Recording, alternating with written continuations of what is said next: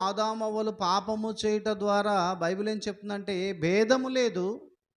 అందరూ పాపము చేసి దేవుడు అనుగ్రహించే మహిమను పొందలేకపోతున్నారు.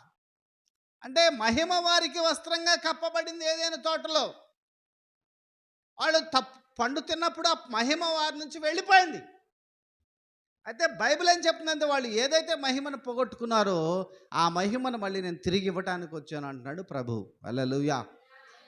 మరి ఆయనకే ఉందా అధికారం అంటే అవును ప్లేరా, ఆయనకే ఉందా అధికారం.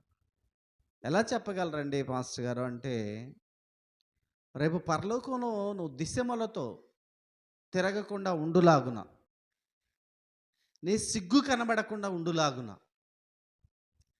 ఆయన ఈ భూమి మీదకి వచ్చి దిగంబరిగా సిలువలో వేలాడాడు. ప్రభువా, ఏంటి నాయనా నువ్వు దిగంబరిగా సిలువలో వేలాడావు అంటే, ఈరోజు నేను దిగంబరిగా సిలువలో వేలాడకపోతే